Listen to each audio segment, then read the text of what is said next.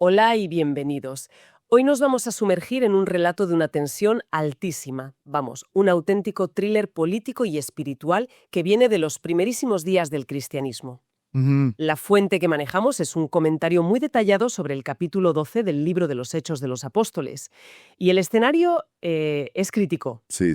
Un rey todopoderoso, Herodes Agripa I, desata una persecución contra la Iglesia, que apenas están haciendo en Jerusalén. Y ya ha dado un golpe tremendo. Ha ejecutado a uno de los apóstoles más cercanos a Jesús. Y no solo eso, sino que ahora tiene en sus manos al líder de todo el movimiento, a Pedro, encerrado y esperando su ejecución. Exacto.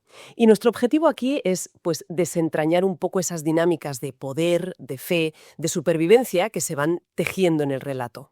Efectivamente, la historia se desarrolla casi como una obra de teatro, ¿no? Yo diría que en 3 actos. A ver, Primero, la ofensiva del poder político de Herodes. Luego, la respuesta de la comunidad, que parece totalmente indefensa, pero bueno, activa otro tipo de poder. Y viene la intervención divina. claro. Y al final, el tercer acto, el juicio del propio Herodes, que es un final, vamos, impactante. Es un relato con unos giros dramáticos que exploran la naturaleza del verdadero poder. Suena fascinante. Y como en todo buen drama, todo empieza con el antagonista, ¿no? Así que si te parece, empecemos por él, por el instigador de todo esto, el rey Herodes Agripa I. Me parece perfecto. Para entender la amenaza, primero hay que entender a quién la representa.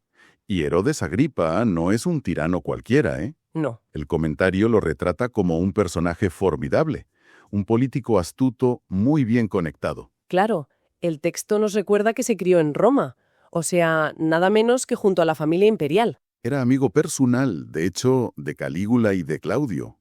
Casi nada. Eso le da unas conexiones y una perspectiva que otros gobernantes de la zona ni soñarían. Totalmente. Él entiende el juego del poder a nivel imperial. Y además había conseguido reunificar bajo su mando todos los territorios que habían sido de su abuelo, el famoso Herodes el Grande. O sea que su poder en la región era inmenso. Y sabía cómo usarlo. Perfectamente. El comentario subraya que, aunque era en parte judío y practicaba la religión, su motor principal era la conveniencia política. Y aquí es donde entran en juego los cristianos. El texto es clarísimo con su motivación: para congraciarse con los judíos. Ajá. O sea, la persecución no nace de una convicción religiosa suya, sino de un cálculo. Ve a los cristianos como una pieza que puede sacrificar para ganar popularidad. Es una herramienta política, ni más ni menos, y su estrategia es letal. Empieza maltratando a algunos, pero no se queda ahí. No. Apunta directamente al corazón, a la cúpula, y ahí es donde da el primer golpe, que debió de ser devastador. El versículo 2 es de una brevedad que te hiela la sangre. Dice sin más: mató a espada, decapitándolo, a Jacobo hermano de Juan. Es que se refiere a Santiago el Mayor. No era un apóstol cualquiera. Para nada. Era parte del círculo más íntimo de Jesús, con Pedro y con Juan. Es un punto de inflexión brutal. El comentario nos recuerda que con esto se cumplió una profecía del propio Jesús, que les dijo a Santiago y a su hermano que beberían de la misma copa que él, una metáfora del martirio. Claro. Santiago se convierte así en el primer apóstol en morir por su fe, una señal terrible para todos los demás. Sí, es interesante cómo el comentario destaca lo breve que es Lucas al narrarlo. Sí, Quiero decir, al diácono Esteban le dedicó un capítulo entero, con discursos, con detalles de su martirio. Y aquí, a uno de los 3 apóstoles principales lo despachan una frase. ¿Por qué crees que hace eso? pues la interpretación que se da es que la brevedad busca enfatizar la crueldad y la arbitrariedad del poder de Herodes. Con Esteban hubo un juicio, un debate teológico. Aquí no, es una ejecución sumaria, un acto de poder puro y duro. Es un mensaje que dice, puedo hacer esto y lo haré cuando quiera. Y el mensaje cala. El texto dice que, viendo que esto agradaba a los judíos, procedió a prender también a Pedro. Claro, el éxito le envalentona. Es una escalada de violencia perfectamente calculada. Un pecado, como dice el texto, que lleva a otro. Y la forma en que lo hace demuestra una seguridad abrumadora. No se limita a encarcelar a Pedro y ya. Lo entrega a 4 grupos de 4 soldados cada uno. 16 soldados. Eso es una demostración de poder absolutamente desproporcionada. Claro, no es solo para que nos escape. No, es un mensaje en sí mismo. Herodes quiere que todo el mundo vea que tiene el control absoluto sobre el líder de este movimiento. Es puro teatro político. Exacto, es un espectáculo de poder y elige el escenario y el momento perfectos. Jerusalén durante la Pascua, cuando la ciudad está abarrotada. El plan era ejecutar a Pedro públicamente justo después, ¿verdad?, para el máximo impacto. El escenario estaba perfectamente montado para una tragedia. Sí. La situación parece completamente desesperada. El líder en una prisión de máxima seguridad esperando una ejecución pública. Y frente a esta fuerza bruta, ¿qué puede hacer la Iglesia? Pues el texto introduce ahí el contrapunto. La Iglesia hacía ferviente oración a Dios por él. Parece una respuesta muy desigual. Desigual en apariencia, desde luego. Cadenas de hierro y guardias armados contra un grupo de gente rezando en una casa. Sí. Pero el narrador lo presenta como el verdadero centro del poder. Mientras Herodes planifica su espectáculo, la Iglesia activa su única arma, la que el comentario llama las oraciones y las lágrimas. Y la intervención divina, si llega, lo hace en el último segundo posible. El texto especifica, la noche misma anterior al día en que Herodes le iba a sacar, justo cuando toda esperanza humana parece agotada. Es de una ascensión narrativa increíble. Y la descripción de Pedro en la celda es aún más sorprendente. No está desesperado ni luchando, está durmiendo. Sí, sujeto con 2 cadenas, un soldado a cada lado, otros 2 en la puerta, y él durmiendo. Eso es lo que me cuesta más imaginar. La noche antes de tu propia ejecución, encadenado. ¿Cómo es posible dormir? Es casi sobrehumano. Pues es una pregunta clave, y el comentario sugiere que no es simple agotamiento, sino un reflejo de su estado interior. Se barajan 3 ideas. A ver, La primera, una conciencia tranquila. Sabe que su causa es justa. o sea, que no es que no le importara morir, sino que estaba en paz con el resultado. Eso es. La segunda idea refuerza eso, una confianza total en Dios, una entrega absoluta. Y la tercera, y esto es muy interesante, es la posible confianza en una promesa específica que le hizo Jesús. Que moriría de viejo, crucificado. Si se aferraba a esa promesa, con 40 y tantos años, quizás pensó, tranquilo, aún no es mi hora. Así que su calma no era resignación, sino una convicción activa y profunda. Y en medio de esa calma, la escena se transforma por completo. Se vuelve sobrenatural. Es una secuencia casi de película. De repente, un ángel. Una luz que llena la celda. Y el ángel tiene que tocar a Pedro para despertarlo. Le da una serie de instrucciones muy rápidas, muy precisas. Levántate, pronto, cíñete, cálzate las sandalias. No es un sueño, es una fuga real y organizada. Y lo más increíble, las cadenas de hierro, el símbolo del poder de Herodes, simplemente se le cayeron de las manos. Sin ruido, sin esfuerzo, sin que los guardias se dieran cuenta. Es todo tan extraordinario que el propio Pedro no acaba de procesarlo. Cree que está teniendo una visión. Sí, que no es real. Exacto. Sigue al ángel, pasan la primera guardia, luego la segunda, todo en un silencio sobrenatural. Y llegan al último obstáculo, la puerta de hierro que daba a la ciudad, el obstáculo final. Y aquí ocurre algo que parece de ciencia ficción. La puerta se les abrió por sí misma. Y aquí el comentario nos da un detalle fascinante. La palabra griega original que usa el autor es automate. No puede ser. Automate. Es la raíz de nuestra palabra automático. Literalmente. O sea, que el texto original dice que la puerta funcionó de forma automática. Es un contraste brutal con la fuerza bruta de Herodes. Su poder necesita cadenas, guardias. El poder divino es casi tecnológico, opera sin esfuerzo. Esa es exactamente la implicación. Es un poder de un orden superior. Y una vez que Pedro está en la calle, a salvo, el ángel desaparece. Claro. Y el comentario señala aquí un principio interesante.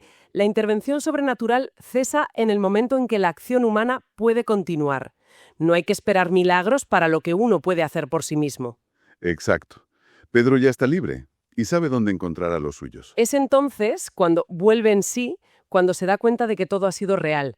Se va a casa de María, la madre de Juan Marcos, donde sabía que estarían reunidos orando por él.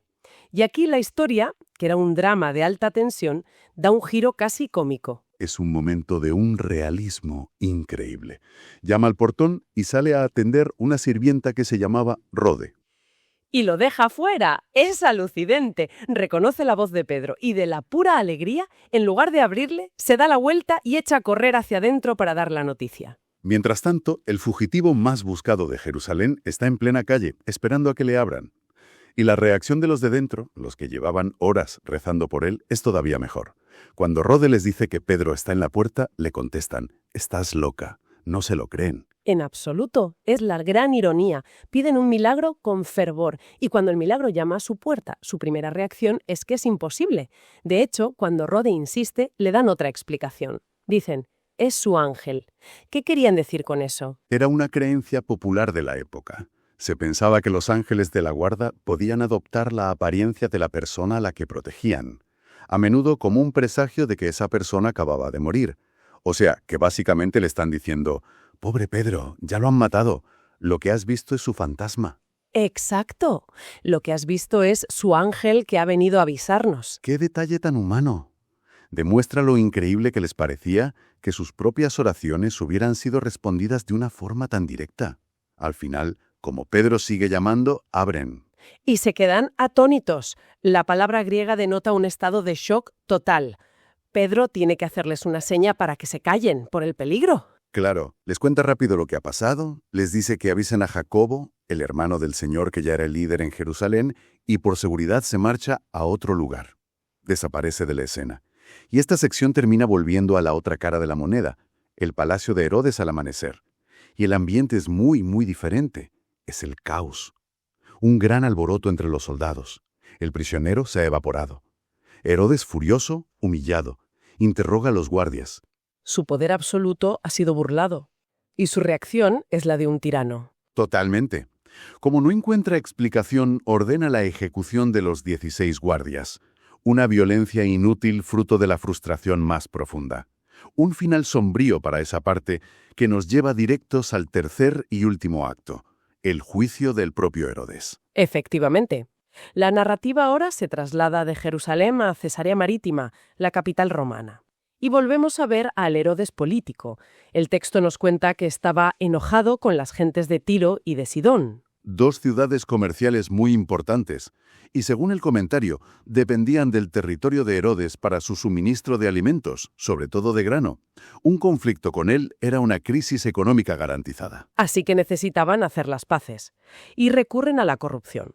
Sobornan a un tal Blasto, el camarero del rey, para que interceda por ellos y les consiga una audiencia. Todo muy de la época. Sí, se organiza entonces un gran acto público. Herodes aparece en todo su esplendor, vestido con ropas reales, se sienta en el tribunal y les da un discurso. Y es la reacción del pueblo a ese discurso lo que precipita el final. El pueblo, buscando adularle, empieza a gritar algo que va mucho más allá del halago. Voz de Dios y no de hombre. Y este es el punto de no retorno. El comentario lo describe como el pecado definitivo, el orgullo satánico. No es solo que la gente le adule, es que él lo acepta. Se deleita en ello. No corrige al pueblo, no le da la gloria a Dios, se la queda toda para él. Y la respuesta, según la narración, es inmediata y divina. El texto dice: «Al momento un ángel del Señor le hirió». El juicio es fulminante. Lo interesante es que el comentario menciona al historiador judío Flavio Josefo, que no es una fuente cristiana, y que narra un episodio muy, muy similar. Ajá. Describe cómo Herodes apareció en el teatro de Cesarea con una túnica de plata que deslumbraba y cómo tras ser aclamado como un dios, sintió un dolor agudísimo en el vientre y murió a los 5 días. O sea, que la fuente externa corrobora la muerte súbita y agónica tras un acto de autoglorificación. Exacto. El relato bíblico, por su parte, es mucho más gráfico y simbólico. Expiró comido de gusanos. El comentario lo describe como una muerte dolorosa, vergonzosa y rápida. Un final repulsivo para un hombre que se creía divino. El contraste no podría ser más potente. Y el autor lo subraya con el siguiente versículo, que es quizá la clave de todo. Sin duda, justo después de describir esa muerte tan horrible, el versículo 24 presenta el contraste final. Pero la palabra del Señor crecía y se multiplicaba. Es la tesis de toda la historia, totalmente. El poder humano, por muy grande que parezca, se descompone literalmente. Mientras que el movimiento que intentaba aplastar no solo sobrevive, sino que florece y se expande. Y el capítulo cierra el círculo de una forma muy elegante. Nos dice que Bernabé y Saulo, que luego será Pablo, regresan a Antioquía. Y se llevan con ellos a un joven, a Juan Marcos, el mismo en cuya casa se habían reunido todos para orar por Pedro. El ciclo de la fe continúa, claro. La siguiente generación de líderes ya se está formando. Es un final que mira hacia el futuro.